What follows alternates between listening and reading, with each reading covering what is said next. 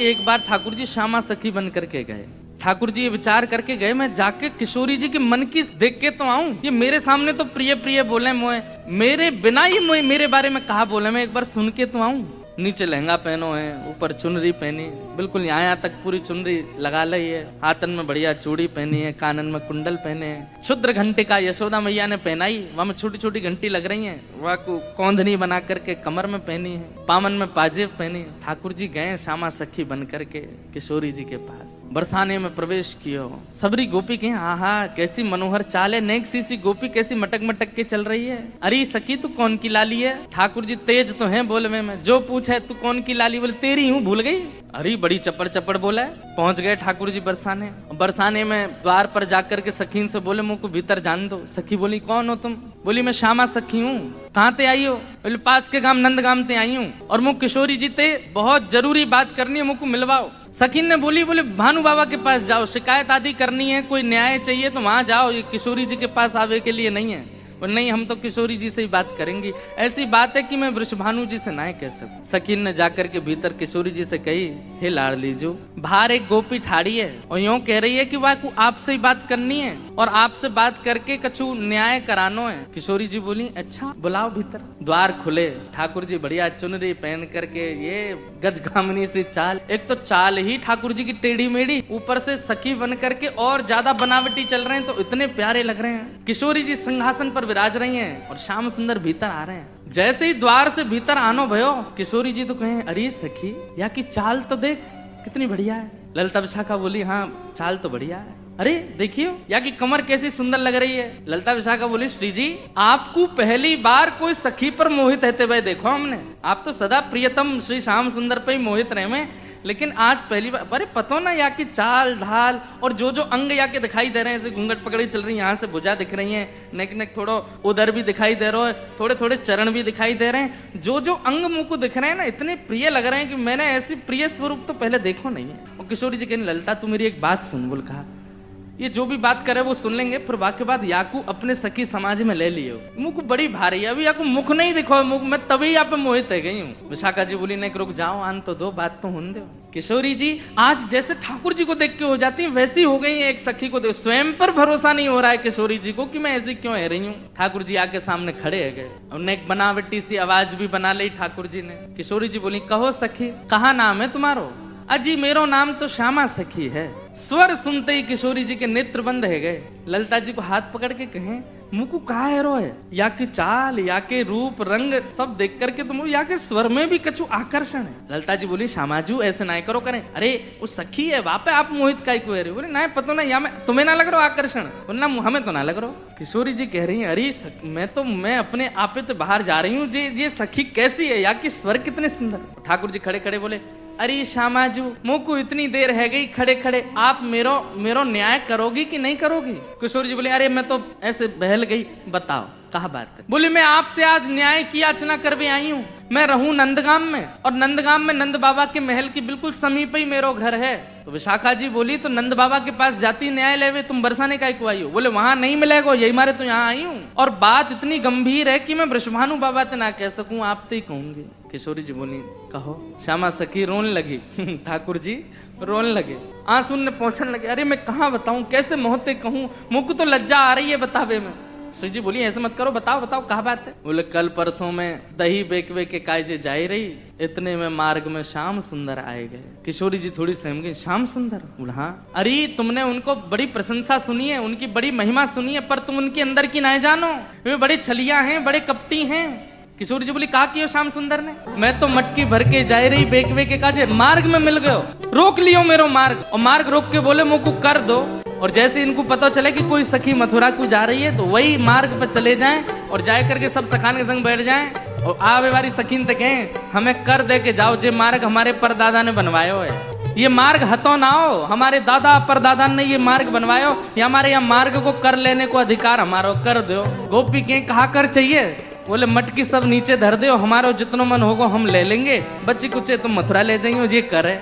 अब मटकी नीचे धर के अगर कोई गोपी कह दे कि लाला तो जितना हो पाले, ठाकुर जी छोड़ेंगे वहां में? स्वयं पाले, लेकिन स्वयं को पेट तो नेक सो फिर ग्वाला ने पवा में। गोपी के अब तो है गयो दे दो। अरे अभी हमारे और भी ग्वाला है। बोले फिर कौन नाम है? फिर बंदरों को कू कू करके ठाकुर जी आवाज करते हैं, खूब सारे बंदर आ जाते हैं, फिर उनको बांटते हैं। वाके बाद गोपी के सब्र मक्खन तो खत्म है, क्यों मटकी है तो छोड़ दो। ठाकुर जी बोले मजो नहीं आयो, जब तक यहाँ मटकी की आवाज नहीं आवेगी, फिर डंडा तो वह मटकी फोड़े। फिर कहें गोपी मक्खन तेरो बासो हो नेक्सस, दोबारा लेके आइयो।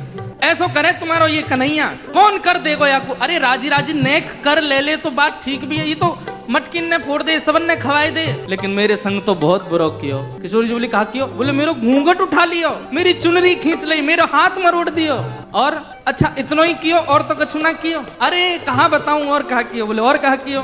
मैं तो चाहूं भी ना हूं कि वो मेरे पकड़ में आवे, क्यों बिना पकड़ के इतना उधम मचावे, पकड़ लूंगी तो जन कहा करेगो, ऐसो कष्ट दे मोकू। मैं कहा बताऊं आपको। श्री जी थोड़ी घबरा सी गई। अच्छा श्री जी को ये है कि अकेले में मुंह से कन्हैया की बुराई कर ले तो मैं सह भी लूं, ये ललिता विशाखा के बीच में काहे को बोल रही है? ये तो वैसे ही उनसे चिड़ी रहे, इतनो इनके सामने क्यों कह रही है? श्री जी कह रही है अरे तू चिंता मत करे, श्याम सुंदर को हृदय कारो नहीं है, वो बस स्वरूप ते ने कार्य से लगे, वो ने अपनी लीलान में थोड़े से ऐसे चटक मटक से हैं, बाकी हृदय से ऐसे नहीं है। तो ठाकुर जी तो सुनने आए हैं ना कि मेरे बारे में कैसे विचार हैं श्री जी के। अच्छा आप बड़ी हृदय की जानो उनकी? ठाकुर जी कह रहे हैं आप बड़ो पता हो उनके हृदय को। श्री जी बोली मतलब ऐसो तो मुझे ना पता, लेकिन हाँ जितनो मैंने सुनो है, जितनो मैंने जानो है, वहां से मेरो अंदाजो ऐसो है कि वो हृदय ते ऐसे नहीं है, वो तो बस एक लीला करें। ठाकुर जी बोले अरे श्यामाजू तुम कहा जानो, जाको रंग कारो होवे ना, जो भीतर ते अत्यंत कारो है जाए, वाको रंग भी कारो है जाए। अब तो ठाकुर जी ऐसी ऐसी बुराई करने लगे अपनी ही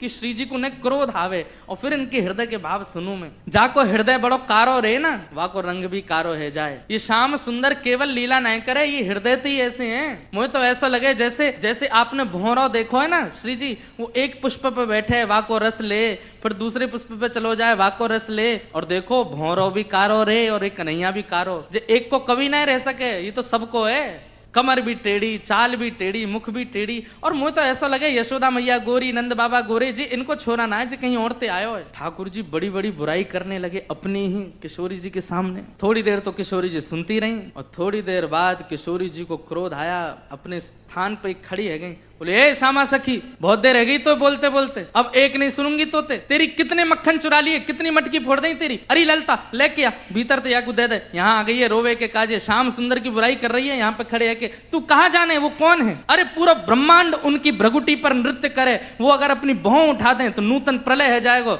अरे तुम ब्रजवासीन के प्रेम के काजे बेचारे यहाँ आए गए हैं, तुम तो नेक लीला कहा कर ली, शिकायत करवे आ गई वहां पे, और तू बड़ी श्याम वरण श्याम वरण श्याम वरण पे बहुत बोल रही कि जो हृदय को कारो वही स्वरूप ते कारो होवे। तू जाने कहा है वास्तव में तोए देखें लोग, मोए देखें लोग, और कोई भी दृष्टा बने या हमारे अपना स्वरूप छुपाए करके आए वे, यदि अपने वास्तविक रूप में प्रकट हो जाएं तो कोटि कोटि कंदर्प लुटावे लग जाएंगे, तो भी उनके रूप की उपमा नहीं कही जा सके। उनकी बुराई कर रही है मेरे सामने खड़े है के वो टेढ़े से रह में, वो ऐसे रह में, वैसे। तू जाने कहा है उनके बारे में? अरे इंद्रादि देवता थर थर कांपे जिनके मारे, वो यशोदा मैया और तुम सब ब्रज गोपीन के काजे सहज है गए, सरल है गए, प्रेम के अधीन है करके सब लीला कर रहे हैं, और उनकी शिकायत कर भी आ गई मेरे सामने। ठाकुर जी सुन के बड़े खुश है रहे मनी मन। जैसे श्री जी ने शांत है जाए, ठाकुर जी फिर एक कोई बात बोल दे, फिर श्री बिल्कुल मत बोलियो, एक शब्द नहीं सुनूंगी श्याम सुंदर के लिए, ये पूरा ब्रह्मांड उनका स्वरूप है, उनके रोम में कोटि कोटि ब्रह्मांड लुढ़कते हैं, इस ब्रह्मांड पर कृपा करके, इस भूमि पर कृपा करके वो जन्म लेकर के नंद यशोदा के यहाँ आ गए, और तुम उनके महत्व को नहीं समझ रही हो। अरे कोई ऊंची पदवी पर बैठो भयो, जब प्रेम के अधीन है जाए तो वो अपनी पदवी छोड़ करके कई बार आपके संग बैठ के पान लगे, आपकी थाली में बैठ के भोजन करने लगे। कोई आपकी थाली में भोजन कर रहा हो या को मतलब वो आपसे प्रेम बहुत करे। अरे सखी तू जाने ना है श्याम सुंदर को, वो साक्षात परमात्मा है, वो यदि तुम्हारे संग ये लीला कर रहे हैं तो अपने भाग्य मनाओ, अपने सौभाग्य मनाओ।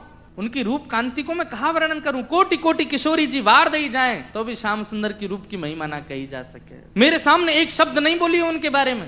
श्यामा सखी बोली पहले तो मैंने संदेह में सुनी कि किशोरी जी को और हमारे नंद के लाला को कछु प्रेम संबंध है, पर आज तो मुझको ऐसा लग रहा वास्तव में हते। किशोरी जी बोली नहीं नहीं ऐसी कोई बात नहीं है, ये तो सब तुमने ऐसी मन नहीं नहीं नहीं मुझको तो लग रही है। आप इतनों कैसे जानो वाक्य बारे में, इतनों कैसे मानो वाक्य बारे में? किशोरी जी एक बात बताऊं? बोले हाँ। बोले मैं अकेली नहीं हूं शिकायत करवे वाली, ऐसी अनेक बैठी हैं। आपको ऐसा लग रहा है कि श्याम सुंदर तो केवल लीला कर रहे हैं, पर इस वक्त यही समय श्याम सुंदर कोई और सखी के संग भी ऐसी क्रिया कर रहे होंगे, वहां को मार्ग रोक रहे होंगे, वहां के हाथ पकड़ रहे होंगे, वहां की चुनरी उड़ा रहे होंगे, वहां की मटकी फोड़ रहे होंगे, और नए विश्वास होवे तो आपको अगर बहुत बहुत प्रेम है तो आप श्याम सुंदर को पुकार के देख लो, यदि वो आ जाएं तो मैं मान जाऊंगी। आएंगे ही नहीं। ठाकुर जी कह रहे हैं मैं तो सामने ही खड़ा हूं, मैं कैसे आऊंगा। किशोरी जी से कह रहे हैं ललिता विशाखा है भूल जाओ, बाकी सब बातें न भूल जाओ, आपको प्रेम है ना श्याम सुंदर से, मैं आपसे शर्त लगाए के कह रही हूं आप पुकारो, और यदि श्याम सुंदर आपके सामने आए गए तो जीवन भर आप दोनों की चाकरी करूंगी, ये श्यामा सखी को वचन है आपके लिए, बुलाए लो। किशोरी जी बोली देख मोते मत बोले, मैं जानू, मुझको प्रबल विश्वास है कि श्याम सुंदर आ जाएंगे, मैं बस टेर लगाऊंगी और दौड़े दौड़े आवेंगे। श्यामा सखी बोली आज है जाए ना, बुलाए के देख लो आ जाए कि नहीं। किशोरी जी तुरंत नेत्र बंद करके बैठी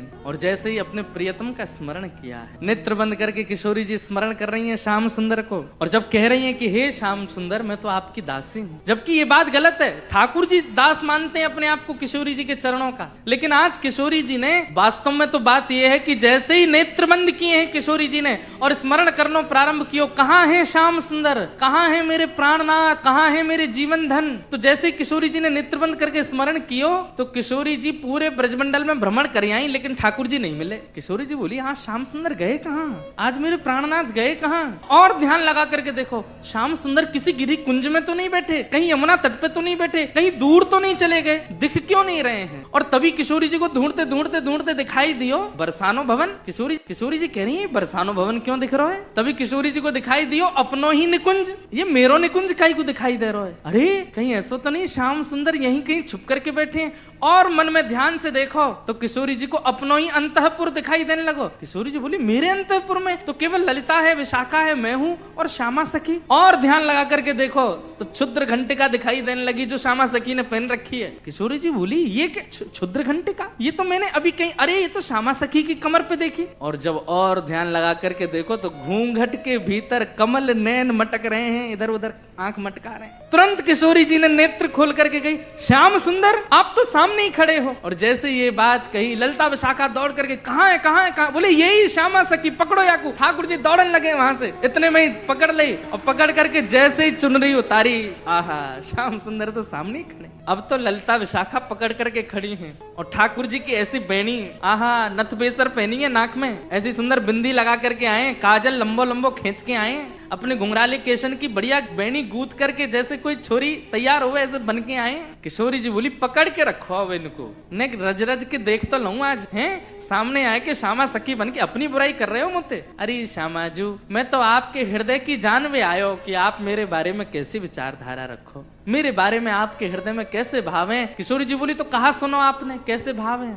बोले मुंह को ऐसा लगो करतो कि मुंह से ज्यादा प्रेम कोई ना कर सके या संसार में, पर हे श्यामाजू आज आपके प्रेम के भाव पर तो मैं भी बिक गयो, आपको प्रेम तो अटूट है। अरे आप तो ऐसी हैं कि आप बैठी कहीं भी हो लेकिन आपके चिंतन में सदा मैं विराजमान रहूं, मैं कहाँ जाऊं, कहाँ करूं, कहाँ खाऊं, कहाँ पीऊं, कैसे आऊं, आपको सब पता है। किशोरी जी ने कही आज एक काम करो, बोले कहा द्वार सब बंद कर दो, चटका नहीं लगा दो, आज जान नहीं देंगे इनको, आज यहीं बैठाओ। बड़ी श्यामा सखी बन के आई हो, इधर आओ। ठाकुर जी अरे श्यामाजू मैं आपके चरणन को पूजूं, आपसे हाथ जोड़ रहा हूँ, मुझको छोड़ दो। बोले ना आज तो याकू नई दुल्हन बना के यशोदा के पास ले चलेंगे और यशोदा जी से कहेंगे देखो हमारे गांव की एक नई दुल्हन आई है, अभी ब्याह भयो, याकू आशीर्वाद दे दो। और जब यशोदा मैया अपने ही लाला को चिर सौभाग्यवती जब आशीर्वाद देंगे तब आवेगा आनंद। किशोरी जी आपसे हाथ जोड़ूं पाम परूं, ऐसा मत करियो, यशोदा मैया के आगे नाक कट जाएगी मेरी, ऐसे छोरी बनो डोलूं, वो वैसी मेरे पीछे पड़ी रहे। ए लाला ने अपनी चाल सुधार, दूर से ऐसा लगा कोई गजगामिनी छोरी आ रही है का, उन्हें पता चलेगी मैं लहंगा फरिया पहन के डोल रहा हूँ, बहुत बहुत नाराज,